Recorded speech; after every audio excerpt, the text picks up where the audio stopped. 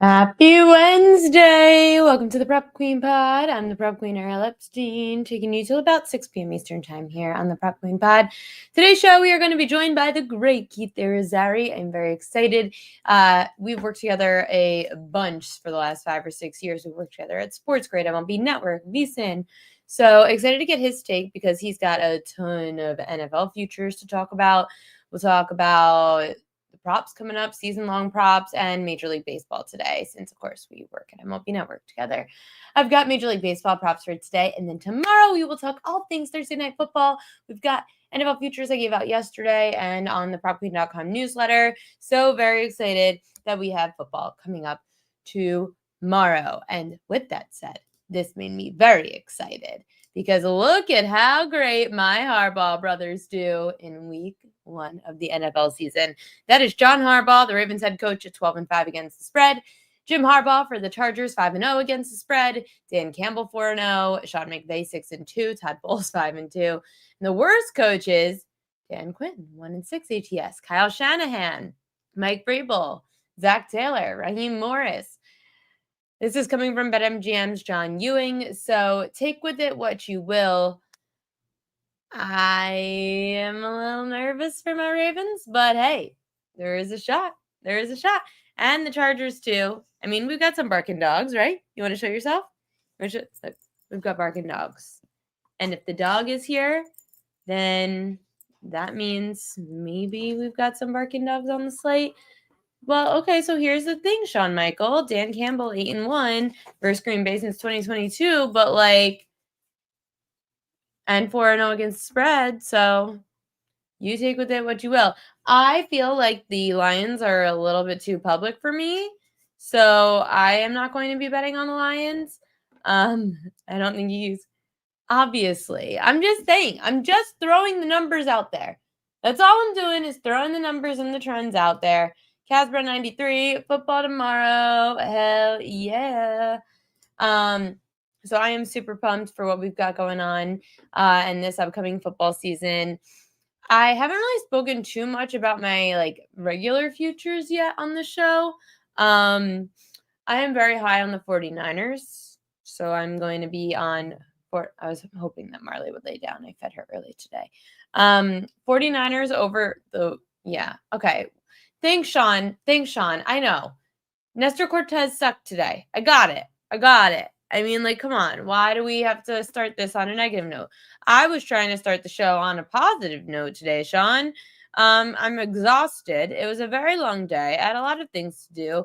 And now I'm on the show trying to get in a happier mood because I'm trying to be sober until tomorrow. And you just put me in a bad mood. I can't. Sean's on one today. He's on one today. Yes, so since Sean wants to start this show terribly, let's go take a look at my afternoon props in the Orioles-Padres game because right now Nestor Cortez got pulled. He sucked today, and Cade Povich has 3 strikeouts and 2 1/3. So that under is going to lose, and the over on Cortez is going to lose. So a bunch of losers to start my day. I gave some other stuff out in the PropQueen.com newsletter earlier this morning. Let me go to the newsletter real quick. I have the newsletter also being posted later on this afternoon with some more MLB hitter props, matchups to watch. So you could take a look there. In the 1 o'clock games this afternoon for pitcher props, I also, oh boy. Okay, that's probably not so great either. I don't even know if I should tell you what I put in the newsletter because this is just bad advertising. Very bad. Oh, see, nope, it was good advertising. I had Clay Holmes over 3.5 Ks in the newsletter, and he had 6. So at least that one was a winner, but of course that didn't hit social media the way these 2 losers did. Gosh, we love losers. Okay. Can never put me in a bad mood. You'd be surprised lately. I could be in a bad mood. Detroit and the Mets under 8.5. Torres under 1.5 hits, runs, and RBI. Nice job. Waiting for NFL and college. Hell yeah. Tomorrow is going to be gung-ho NFL. I am very excited about that. Bet the Jaguars, who I'm listening to yesterday. Good luck with that, Craig Abel. I do like the Jags. I also like Atlanta. Atlanta plus 2.5 in a teaser leg is something I'm very interested in. Maybe those Ravens at plus 1.5, I'll take them up too. So I have a little action on hating myself even more tomorrow. So some teams that I'm high on when it comes to some win totals. I'm high on the Niners. I think they go over their win total. I'm still high on the Chargers despite the Slater news. I know that that's a little bit rough. I'm trying to think what else I bet. I used to like the Cowboys, but I didn't bet it because I didn't know it was going to Micah, so I'm glad I didn't do it. What else? I'm trying to look through all the teams. What am I be honest today? I think Tennessee could do better too. I think Tennessee over their win total is intriguing. I'm still low on the Bears. They'll probably go under their win total. I know you could bet 2-3 to 1 for New Orleans to be the worst team in the NFL. Colts under their win total. I think that's an absolute quarterback disaster. I hate quarterback disasters. But also some things to look at going into what's the Lions? What are they up to now? Let's see. On FanDuel, the Detroit Lions win total on FanDuel is currently 9.5. Yeah, 9.5 over minus 140. So if you want the over, there's minus 140. If Tennessee doesn't win this week, do not want to be. Oh God. Yeah, it's hard to win week 1 with a rookie quarterback, and I know that we always number 1 overall picks always tend to struggle in week 1 too. So that's another stat to keep in mind. Some other things to look at on the board, and I know Keith's about to pop on, but just real quick, when we go into the week, Dallas run defense sucks, and they don't have Micah Parsons anymore. So I'm interested, and I know that this team's on the over. So you could be looking at the Eagles and Cowboys potentially or am I thinking Bills Ravens? Both games really to the over. We'll go through some other stuff. I know Keith's here, but we've got Carolina also as a bad run D, so you could keep an eye on Travis Etienne for Jacksonville this weekend. I know that there have been some first half unders that have been profitable when facing San Francisco, so something else to keep in mind. And I think that Kelly told me this morning that Baltimore Buffalo, this team's on the over there as well, because a lot of people are looking to the under. But there's contrarian over at play over there, which doesn't shock me. Like defenses early on, potentially a little rusty, and you've got 2 high-flying offenses, especially the Ravens. I mean, they could take you every which way. And I'm telling you guys, just keep betting the Ravens in the regular season. Just don't bet anything with them in the postseason. Okay, he knows how I am. He knows that I am extremely miserable person, especially when it comes to my sports teams. So let's bring him on, my good friend Keith Irizarry joining the show. Happy Wednesday. Hi, how are you? How's everything going today? It's one of those situations, Keith, where you get all excited. Like everybody's so excited for the NFL tomorrow. Yeah. Just like all of my friends who love college football, they were all excited until about 4 p.m. on Saturday. And then they remembered that they hate their life. That's kind of what I'm anticipating. Yeah, I'm in a good spot right now. The team that I, kind of grew up rooting for was the Super Bowl champions last year, so that helps. But also, Ariel, you and I have talked about this too. Like, I don't live and die with my teams. Like, I have certain players that I really enjoy watching. From doing what you and I do, we have certain people that we get to know in organizations that make us like certain teams a little bit more, or players a little bit more. So I'm not going to here. Let's do a prop. I'm not going to pick up a remote control. I'm not going to throw it at a TV or anything like that. I'm going to follow the bets that I like. I'm going to hope that they hit, and I'm going to enjoy a little TV. Watch the sports that are out there. The worst part for me is every football season I go into it saying, I don't live and die by my teams. It's fine. I really don't. And then I do. Yeah. Every time. More so the Ravens, honestly, than the Yankees, because I really get annoyed with the way the Yankees do things. Whatever, it's another story for another day. The Ravens just every year, they should be in it. They should be in a Super Bowl, and then they just never are. All right, so do you let's bury the lead. I'm going to give you what I should end with here. By the way, I picked the Ravens to win the Super Bowl this year. Oh, Jesus Christ. I don't know if that's a good thing or a bad thing. I don't know if you like that or not. It's a bad thing. I'm sorry. Because you're going to be miserable, just like I have the last 3 years. Yeah, but no. So I'm not rooting for the Ravens because I want them to win. I'll be rooting for the Ravens because I think they're going to win. If I look at their roster, if I look at all of the stuff, but like if the Ravens lose, it would just mean I lose a little bit of money. If the Ravens lose, you are upset because you're a Baltimore Ravens fan, right? So that's where, like, I kind of think that's a good thing. If I'm sitting here siding with the Ravens, and I could tell you that I believe it's Lamar's year. I think that the receiving core is as good as he's ever had. I think the run game is going to be as good as any run game he has ever had. And I know that Derrick Henry was there last year and will continue to be there, but Keaton Mitchell, I think, is going to help out there. And I can go on and on and on. I think the offensive line is going to be solid. I think the defense looks like it's going to be even better than it was last year. And sometimes you have to take your lumps like they have. If there was ever, you and I were doing stuff on VSiN a couple weeks ago, if there was ever a year to pick off the Kansas City Chiefs, it's going to be this year. And I know that the Buffalo Bills would like to have a conversation with us. And I know that the Cincinnati Bengals would like to have a conversation. All that stuff is fine and good. The Baltimore Ravens are the best team in the AFC, and I think this is the year they get through. There are some other teams that you are high on this year. You've got a lot of nines here. You send me all these wins, and we don't need to go through all of them. You could go through the ones that you like the most. I just noticed when you send me your win totals, I'm like, oh, 9.5. 9.5. Why? Why 9.5? What's the likely number? You know how, like, we talk about, like, key numbers in games? For me, 9.5 is a key number for a good team. And here, let me explain that to you. Because if you look at the really good teams, like the great teams, you probably think they're going to win 11, 12, 13 games. You look at the bad teams and you're like, all right, they'll be lucky to get to, 6 wins. You look at the middle teams, they're between 7 and 9. Then you look at the teams that you think are going to make the playoffs. Those are teams that should win 9 or 10 games. So that's why the 9.5 is the key number. Like the Buccaneers, I love them. Baker Mayfield is doing things that we didn't expect, right?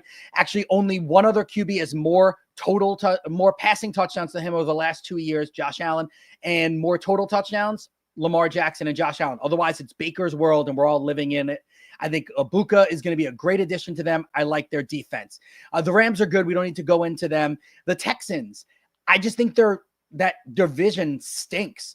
And for all I don't get the non-love for CJ Stroud right now. I know last year was a little bit down. Well, he lost me my season-long player prop last year on his passing yards. But aside for that, other normal people might, feel different. Yes, other normal people. I like it. But every wide receiver was hurt last year. Let's knock on wood and hope that doesn't happen this year. And then I think the Bengals are a fun one, whatever. The Broncos are the sexy one, right? And I think this is where you and I differ a little bit. I do think they're going to be a playoff team. I do think they get to 10, possibly even 11 wins. Their defense should be one of the best in the NFL. The run game is a question, and I'm not 100% sure whether or not the run game is going to be totally figured out, but I like everything else about this team. The Bengals run D you're not concerned about? No, the Bengals run defense I'm very concerned about. I was talking about the Broncos. Sorry, the Broncos. No, I know what you meant. I'm saying, like, when it comes to the Bengals over 9.5 wins, well, you're not concerned about their defense? Right, but all right, so how about this? The Cincinnati Bengals lost, what was it, the second or third most single score games in the NFL last year. All that has to happen is that flips by 2 and they're in the playoffs. And if they start the season off a little bit stronger than they have, they're in the playoffs. If Joe Burrow does all the MVP caliber things that he did last year, they're in the playoffs. If Chase, like, I know a lot of ifs and buts and all that kind of stuff. I know we can make fun of that. I don't see how they don't get to 10 wins, even with a bad defense. Listen, everyone in the AFC North, there always seems to be 2 teams with 9 or 10 plus wins each season. I don't see it being Pittsburgh, and it's certainly not the Browns. So Cincinnati could surprise us. But what surprised me actually the most was that we have, out of the entire board, out of everything in the NFL prop market, we actually have one that we both are betting. What do we got? And that's Jalen Hurts over his passing yards. Yes. Why do you like your QB? Because it's a good one. So last year throws for 2,900 passing yards in what's a down year, but they go to the Super Bowl. I don't think they're going to lean on Saquon Barkley the same way. It's the same reason why I think you and I are lockstep with the under on Barkley's rushing yards as well. I look at Jalen Hurts, and previously in 2022 and in 23, he topped his prop number of this, of the 3,200 yards. I think he gets to over 3,200 yards. I actually think he gets to about 3,500 yards this year. He had 3,800 the years prior to Saquon, and not that Saquon's obviously he's going to be there. Take the foot off the gas a little bit. Make sure he doesn't get hurt. He's still an injury-prone running back. You could definitely throw that football in Philly with all those weapons. Joe Burrow has weapons too. He's got a much higher passing yards prop, but obviously Joe Burrow is a much more pass-heavy, 40-plus pass attempts kind of quarterback. So why over the passing yards? And I know he's the favorite right now to be the passing yards leader. Well, I think it's because of track record too, because in his healthy seasons in 2023 and in 2022, topped this number easily, went 4,400, almost 4,500 yards, 4,600 yards passing as well. Last year goes for almost 5,000 yards, and nothing has changed on that offense. T is still there. Jamar is still there. Chase Brown is still there. The offensive line is the same that it was, whether that's good or bad. Like, everything is going to be the same. And for your point, if the defense is going to struggle, they're going to have to score points. And how do you do it? Joe Burrow is going to throw the ball around. Over 150 feels really good. I looked at the touchdown prop. I don't know. I'm not sure I love it. I think it was set at 33.5. It felt high. Like, he'll probably be right in that vicinity, but not something that I'd want to lock in for a futures bet. Joe Burrow over pass attempts pretty much almost every game, especially up against a shaky secondary. 100% must play early in the season. Josh Allen, people are going to look at his rushing touchdowns, but you're looking at over his passing touchdowns. Why? Because, again, track record would tell me that he's going to continue to be more of a passer. So if we just go through the last 5 seasons, it was 28, 29, 35, and 36 and 37, right? So it's all trending upward. He's running a little bit less. He's throwing a little bit more. So I think 27.5 feels really safe. He should probably get to about 30. I know there are some apps that you can jump on as well and bet like exact numbers for Josh Allen. I think one of them, like the first time you get into plus money, is to get to 30 touchdowns or more. Might be worth it.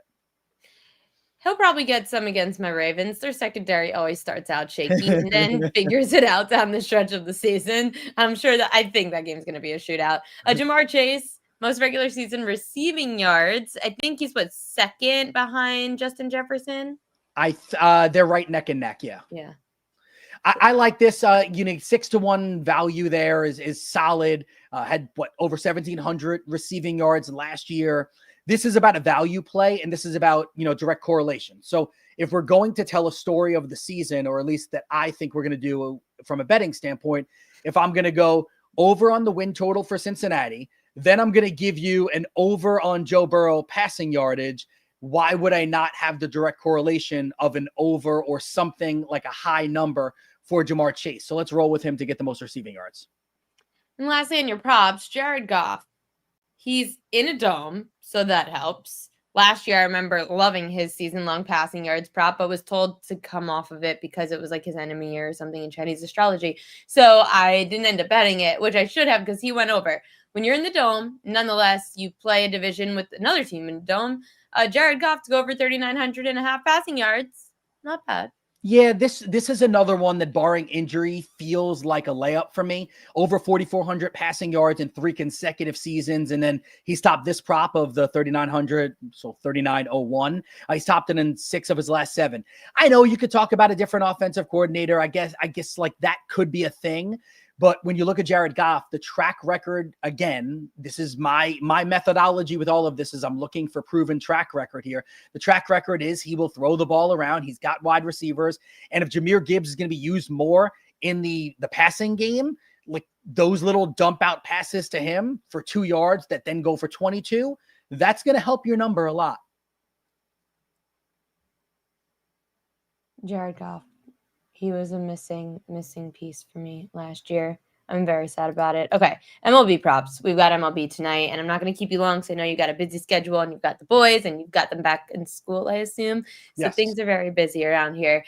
Keith's MLB props for tonight, and I just want to let everybody know that Keith Irizarry is the reason that I know about the hits, runs, and RBI market. I know I should be much more in tune with these things, but I was not in tune with anything outside of pitcher props, and Keith has showed me all the value in that market. So first, let's start there with the Herbie market. Bryce Terang over 1.5. Why? I mean, again, we kind of look at what he's done right now. He's on fire. The Herbie one, again, the hits, the runs, the RBIs. The reason why I love this one, for me, it's the new total base prop because it's giving me. Now, total bases didn't give you as many options. The hits, the runs, the RBIs gives you so many options. So Bryce Terang can get a single and walk, right? And you're like, man, total bases. He actually had a good game, but I lost my prop. But he ends up scoring a run too, and now I hit him. So he's got at least 2 hits, 4 of his last 5 games, at least 2 hits in back-to-back games. Decent numbers against Nola. And Nola, by the way, has struggled all year long, giving up a slugging percentage of .554. That's a high number. And he's topped this prop in 7 of his last 10 games. So I'll go Terang, hits, runs, RBIs. Again, digestible, -130. Cody Bellinger, unfortunately, when I sent this to you, it was -135. I saw most markets, it's now at -145 or -150. So if it's there, I'm going to say this now. Don't play it. I don't think it's worth it. But at -135, even up to -140, I would still play it. He's topped this prop in 3 consecutive games. He's topped this prop in 7 of his last 8 games, in 8 of his last 10 games. Jason Alexander's on the bump for the Astros. He was a good reliever, not a good starter. ERA at 5.4 at home. I think you could look at Grisham. Like, there are other Yankees that you could look at too. So what I'm telling you, as a better of hitters, if you can find a better value play, I'm okay with it. Bellinger, for me, when I sent this a couple hours ago, was my favorite Yankee there. And then I'll give you a total base prop. Rafi Devers, he has actually homered in 3 consecutive bats, has 5 home runs in his last 7 games. Herman Marquez has an ERA over 6. Marquez has allowed at least 1 home run in 6 consecutive games. So let's go over 1.5 total bases at -145. I did see this starting to move to 2.5. A couple of the books still have it at over 1.5. So dive in there. If you missed out on that, maybe go for a home run at +225. Not bad. A little sprinkle there. Yeah, especially for as hot as he's been at Rafi Devers. It's true with the hits, runs, and RBI market, even total bases. Like, sometimes I think, okay, hitting a baseball is one of the hardest things to do. So telling people to lay heavy juice on it isn't as enticing to me as a pitcher prop, where I feel like I have a lot more of a handle on pitchers. And I feel like pitching, I don't know how to say it correctly because I don't want it to sound like it's easy. It's obviously hard. But I feel like it's easier to get a handle on pitcher stats and props than hitting a baseball. Yeah, so I find like pitching to me is harder to figure out. And I mean, I dabble in it a little bit and I'll give out some pitcher props when I feel strong about it. But if I'm being honest, if I'm going to play a pitcher prop, I'm just going to take a look at what you are putting out there. And that's the pitcher prop I'm going to play. So like you're like, I guess it's like you've only got 1 shot. Do not miss your chance. Like, you've got 1 shot on the mound a week. These guys are like, I go for 4, back tomorrow. Yeah. I guess that's a good way. Hey, I know you said I have stuff to do, and I do, but we got to talk a little bit more. So you're an Aruba girl. I just came back from Aruba with my family. So, all right, can I list the restaurants I ate at, and then you tell me if I did it right? Yeah, I love this game. You're making me so happy. All right, so we did the Bohemian on the first night, and then we went to Pafadori for dessert. Okay. We did Luca for Italian food on the second night. We did an awesome pasta. We did Quinta del Carmen on the third night. And then we decided to walk back, which, by the way, was a 7-minute drive. It was about a 35-minute walk. That was a long walk. With probably not many lights around. There are no lights around. Yeah. But you feel safe in Aruba. Like, you really do. It doesn't feel scary. Yeah. We did Papiamento on the 4th night. Then we did Flying Fish. No. We did Chalet Swiss. The burger was off the chains there. They have the best bread rolls in life. Oh my boys had just kept eating the bread. So my sister and I go to Aruba every year, and we go to Chalet Swiss, and it is the only time and she's gluten-free now. Okay. It is the only time that we order 2 bread bowl baskets and eat it to the face. And my sister's like, I don't care that I'm gluten-free. Like, I've got to eat this. I'm just going to die tomorrow. Yeah, I'll deal with the consequences. It's so good. It was you nailed the restaurants. You nailed the Aruba restaurants. I got 2 more for you. We did Madame Jeanette Great. No. We skipped that one. Sorry. No. We ended up doing Azar, and Azar was it was awesome. And then the last day, right before we flew out, the boys had wanted to try it because we heard it was good. Little bit of a dive type of place. We went to Drunken Burger. Oh, how was that? I got this truffle burger with brie, and you know me, like I try to eat pretty healthy. Like I ate all the burgers with the buns, with the bread. I did it for the whole trip. It was so worth it. And we did desserts and stuff like that too throughout. Did the guy with the little pop-em donuts thing? He's a big thing on Instagram where he smacks the water bottle away from people. That was a fun one too. Oh, I never heard of that. I'll send I know you that name. everyone goes to Eduardo's for the bowls. Yes, we did Eduardo's. We got smoothies. We got the bowls, and the boys tried those little the protein ball, like their coconut protein balls.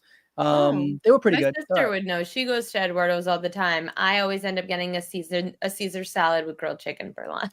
Nice. We did then I drink a lot of alcohol. There you go. Right by Eduardo's, we did there was a Greek place right there too. We did that. That was good. Yes. Yeah. For lunch, right? Yeah, the fries were awesome. Yeah. Oh yeah. No, and it's cute now in Aruba. They have like food trucks outside of all the hotels. Yep. And Smokey Joe's, Sean C said Smokey Joe's. Oh, man, Sean. So Smokey Joe's was on my list, and we kept kind of putting it off and never ended up making it there. Sean, get the F out of here. Out. You're out, Sean. Goodbye. That is actually the most offensive thing you could have ever said to me, is that my favorite place in the world is overrated. Here's the thing, dude.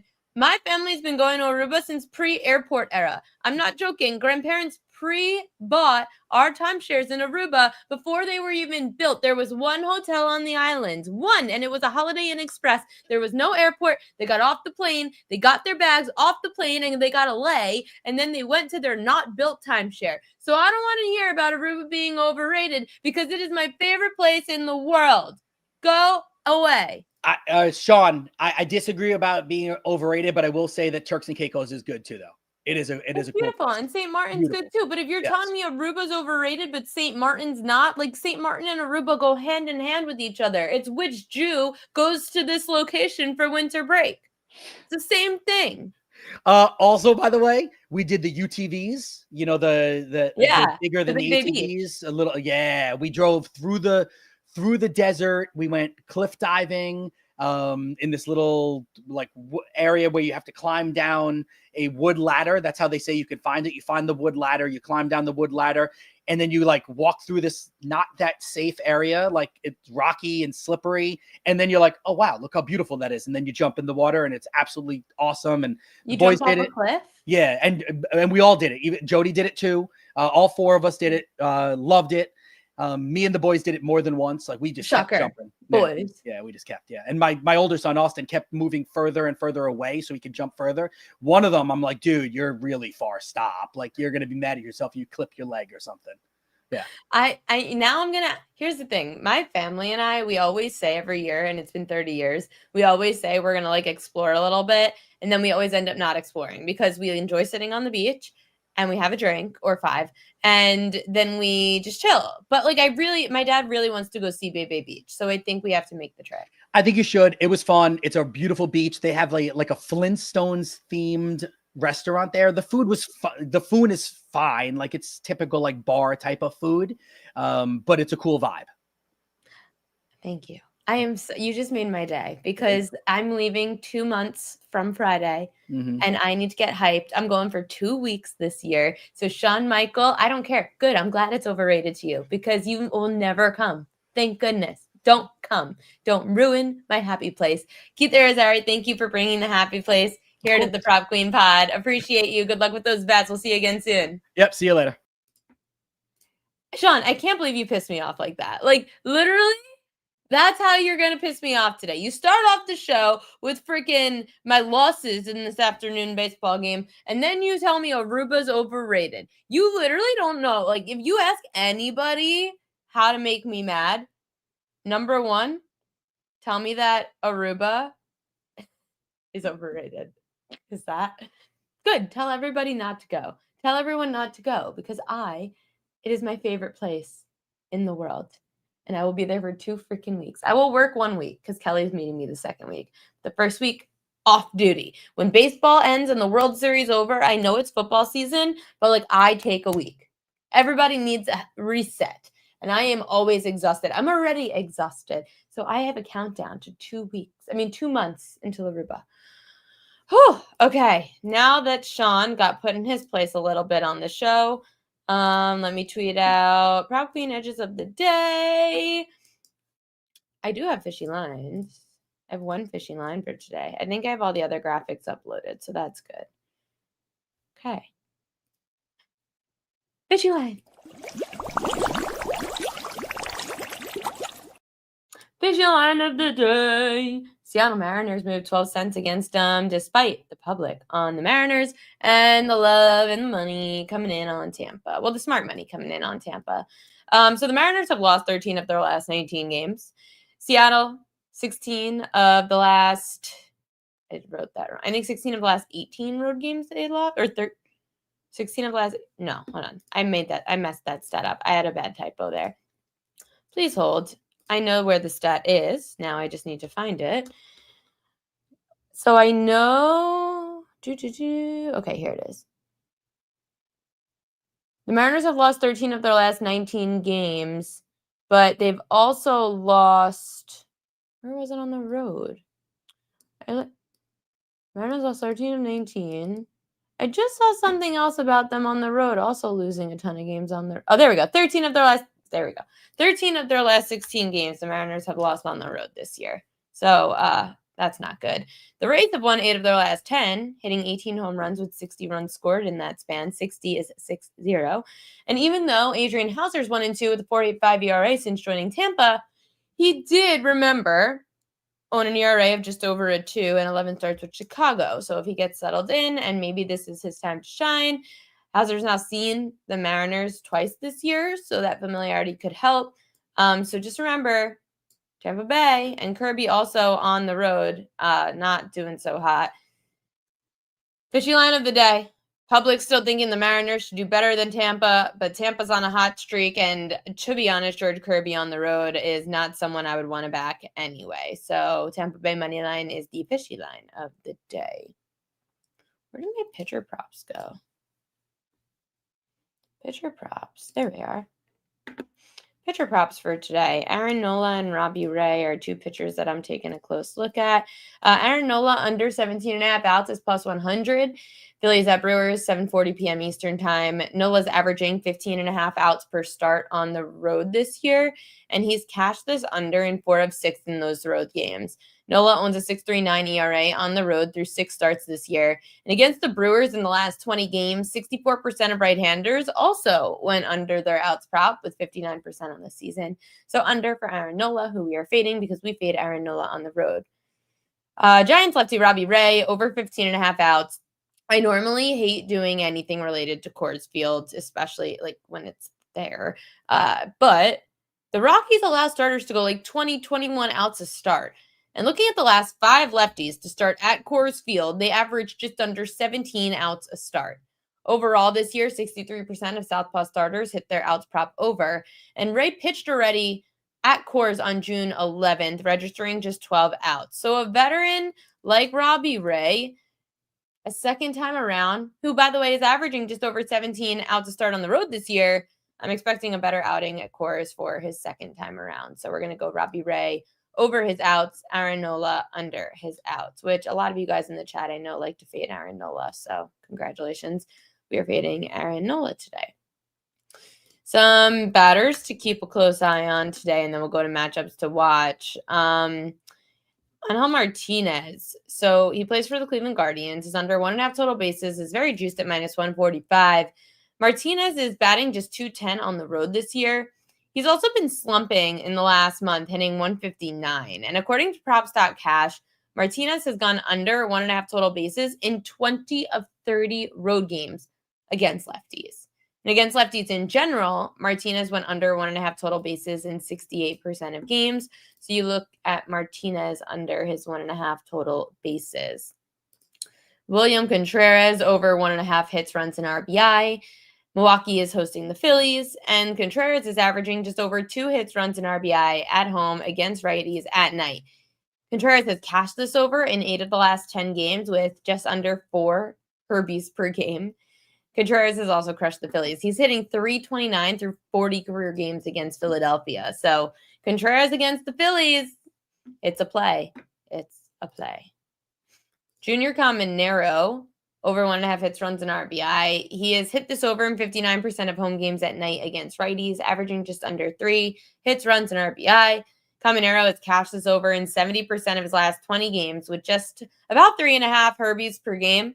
On Tuesday, Caminero became the 4th youngest player to hit 40 home runs in a season at just 22 years old and 59 days. He's batting .341 with 5 home runs and 14 ribbies in his last 10 games, Caminero. Brenton Doyle for the Colorado Rockies, over 1.5 Herbies. They're at home, the Rockies, tonight against the Giants. And Doyle's actually hitting much better at home, hitting .326, 163 on the road. .327 against lefties, .219 against righties. And although he's over 5 against Robbie Ray, the lefty, he still has previous success against southpaws this year. So a night game at Coors, most people are 2.5 Herbies. But this over 1.5 for Doyle's hitting 79% of games and 8 of the last 10, averaging just over 3 hits, runs, and RBI. So you could take a look at Doyle on this low number of 1.5 for Coors as an underrated player. And lastly, Alejandro Kirk for the Toronto Blue Jays. This game's actually coming up at 6:40. Over his hits, runs, and RBI. So Kirk crushing it, hitting .351 the last 2 weeks. He's hit the over 1.5 in 16 of his last 20 road games against righties at night. And Kirk's hitting better on the road anyway, hitting .325, .270 at home. Against righties, where Kirk has the most success, he's batting .303, .283 versus lefties. So Alejandro Kirk is another name that you can look at tonight. And then we've got some matchups to watch. I'll share the screen with the PropQueen.com newsletter. You can check out the PropQueen.com newsletter today. Okay, nope. Good and bad matchups. Okay, so Eugenio Suarez is hitting .318 with a double and 2 homers against Hauser. Cal Raleigh has been crushing it at Tampa. Cal Raleigh, by the way, after where is it? Raleigh's had 4 home runs and 9 ribbies in 5 games against the Rays this year. He had his 51st homer of the season and 41st as a catcher on Tuesday. He's now 1 shy of Javi Lopez MLB record of 42 homers as a catcher, which went back in 2003. So Cal Raleigh in Tampa facing Adrian Hauser, who he's 2 for 5 with a double and a homer. Wilmer Flores hitting .429 with a double and a homer against Marquez. Matt Chapman also hitting .300 with 2 homers against Marquez. Bo Bichette, .455 with a double against Zach Littell. Vladdy Guerrero Jr. hitting .571 with a homer against Zach Littell. And Dalton Varsho, 4 for 9 with a double and a homer against Littell. Bad matchups, Bryce Harper, Trey Turner, and Alec Boehm all have very bad numbers against Jose Quintana. Harper hitting .217, Turner hitting .207, and Alec Boehm hitting .150 against Quintana. George Springer has also never gotten a hit against Zach Littell, 0 for 10 in his career against Zach Littell, which not great. Not great. Looking at the chat. It's really all I've got for you guys. I know we're going to end a little early today because I kind of want to save all the NFL talk for tomorrow. Got a lot of NFL. I'm going to do mostly NFL tomorrow. It's a very short slate in Major League Baseball too. So I want to keep a lot for tomorrow in the NFL because we're going to have the Thursday night football game where I mentioned yesterday this team is on the Eagles, so much 7.5 to 8.5. Kelly in Vegas says that you can tease the Eagles down if you would like. I really want to take the Chargers on Friday, but they scare me. But I would like to take the Chargers. I know a lot of people are on the Giants. I'm kind of leaning Jacksonville. I think they could run the clock on the Panthers, and I think they'll be much more improved. That's kind of my strategy week 1 is to find bad run defenses and see if there's like a good a good rushing offense against the bad run D, solely because eating clock in the first game is going to be key. That's what I did last year when the Patriots upset the Bengals. So look for a good rushing offense against a bad run D. It's good strategy. Bold strategy, Cotton. I'm trying to see. Atlanta line moved +2.5 to +1.5. So Should have gotten a teaser in yesterday. That sucks. NFL Survivor thoughts. Here's the thing. Kelly and I were talking about this today. If you would like to take the Eagles, if you have a bunch of different Survivor pools and you just want to stay alive, like you could go for the Eagles. Let's see. Don't take divisional matchups. So that ruins a lot of different things. If you want to get rid of a Jacksonville team early, you could potentially take a shot on Jacksonville. Trying to see who else I would take in Survivor. I have to do my Survivor pool too also. Denver you could take in Survivor since they're getting a rookie quarterback in his first game, and usually first overall picks, I forget the exact numbers, but first overall picks really don't do well in game one. And I'm high on Cam Ward. Like, I think the Titans could go over their win total this year. But I'm just saying, then yeah. I think Denver's going to be the most used team this week solely because it's Cam Ward on the other side having to go to altitude and play in Denver. I'm trying to think who else you could take. Everyone bet against Shawn Michaels Lions because screw him today. He's pissing me off. Oh gosh, Survivor is tough this week, guys. But yeah, I guess Eagles. I don't mind the Jags. And if you really don't mind being on the side everyone else is gonna be on, then you could go Denver. But I don't really like betting I don't like taking anyone in a conference. Abso-freaking-lutely, Boise. Abso-freaking-lutely Aruba over Taylor Swift. Hell yeah. Touchdown Survivor. Yeah, everyone remember, sign up for Touchdown Survivor. Here, I'll pull up the page for you guys so you guys can look at it. I'll share my screen, actually. I have to look at Touchdown Survivor. I'm so behind because I'm just always trying to get the show done.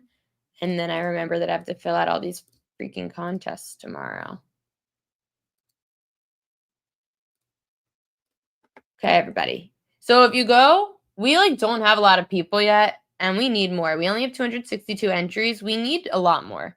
So there's 899 people watching, and we should have more people watching today, by the way, but that's besides the point. We should have, if you guys, if everybody watching just signs up for the $15, everyone has a shot at 15K. We need to get to fill 1,112 so that we could get 15K in prize money. Because then the pot drops if we don't fill. So we need to fill. But we have oh shoot, that's Hit Streak Survivor. Don't do Hit Streak Survivor. I'm wrong. Here's Touchdown Survivor. We need more people than that. I knew it. 164 entries. So we need much more people. Much more. So you guys could go. I didn't fill any out yet, but go to Ariel and Kelly's Touchdown Survivor. You could sign up at, I think it's splashboards.com/Kelly in Vegas. You could sign up for a Touchdown Survivor. So basically, we did this in the regular season of baseball where you could all you have to do is pick one player to score a touchdown. Pick one player to score a touchdown each week. The first week, you're going to choose two, but you just have to hit one. So you have to choose every week. You got to choose a player to score a touchdown. We'll go through them this week. I'll do it maybe on Friday. We could find some players to score a touchdown. I feel like Tom Vecchio is going to be really good at this. But remember, it's Survivor, so you can't pick the same person twice. So you've got to strategize. So I'm going to go through all these terrible run defenses from last year, see who didn't improve, and each week we're going to go through all the bad run Ds, find out who's going to score. So, Browns. What are you saying, Joe Dollar? You were going to enter, but someone's mean to me. Sean, you literally came on the show today, and you talked about my losers right away, and then you told me that my favorite place on earth sucks. So, obviously, I was going to be mean. I'm on the defense today, and I'm tired. Been up since 6 with Marley. We had a long day. We had to be out of here for the cleaning woman, and we were just running around the park. I am white. I need a glass of wine, but I'm going to hold out till tomorrow. I'm going to hold out until tomorrow. Jamie34 says he's leaning Shipley for anytime touchdown. Bengals are ass. Hey, they all played in the preseason. Maybe it helps. They all played in the preseason. Yeah, I'm gonna have props for. Ooh, didn't mean to do that. I'm gonna have props for tomorrow for Thursday Night Football, and we'll talk a little bit about Friday. I know I was really excited. I'm looking, but like I hate primetime games because they're always so sharp. So it's very difficult. But definitely gonna get some garbage time TDs incoming. Probably. I might say, let me see what pass attempts. Dak's pass attempts, 36.5. Jesus Christ. Oh, Daiquiri. Dak Prescott. That was like my initial thought was to look at Dak pass attempts. I love pass attempts against Eagles secondary. That's always the Achilles heel of their defense. Last year, Dak didn't play the Eagles. 36.5. He only had 24 last year in his opener. 24 the year before that. Oh, wait, no, last year. September in the opener. Sorry, he had 32 last year in his opener. 34. This number is really high. 29. Oh, gosh, this is vomit. Okay, maybe not. We'll go through props.cash tomorrow. But let me see. Jalen Hurts pass attempts, 26.5. I don't think they're going to try to throw against that secondary. Passing touchdowns, 1.5 for Dak. Rushing yards. Forgot Javonte Williams is on the Cowboys. Under, probably. The Eagles front seven, always strong. Okay, I'm going to dive into these later because I have a lot to do for tomorrow. I don't even think I can announce this yet. I don't even know. I'm starting a new job tomorrow. But I'm still doing all this. But I'm starting with a new company, doing some other stuff. You'll see tomorrow, I guess. We'll talk about it tomorrow. I don't know. I have to talk about it if we're unveiling this or if I'm just going to pop up on the airwaves tomorrow. But I'm starting a new show tomorrow. So everyone stay tuned. So I've got a lot of work to do to maintain Prop Queen and start this new job and maintain everything else. So Pikkit Sports, thank you for the sponsorship. Props.cash. Remember, the giveaway is still applicable for props.cash. So everybody go and sign up. Props.cash, use promo code PropQueen, 50% off the first month of football season. So it's $9 and you can use everything from props.cash for NFL, MLB, etc. Use promo code PropQueen. You automatically get the 50% off the first month and you are eligible for being chosen to win a free jersey of your choice. It ends September 23rd. That's 20 days from now. So sign up, get your friends to sign up. It means a lot because I love using props.cash. You guys know that I use it. And we're going to use it tomorrow to talk about some NFL props for Thursday Night Football. I'm going to sign off early today because I've got to get a lot of stuff done. But we will talk tomorrow through Thursday Night Football props. It's kickoff, and I'm still doing VSiN, but there's more. There's more. Good luck tonight with all your bets, and I will see you all tomorrow, 5 p.m. Eastern Time here on the Prop Queen.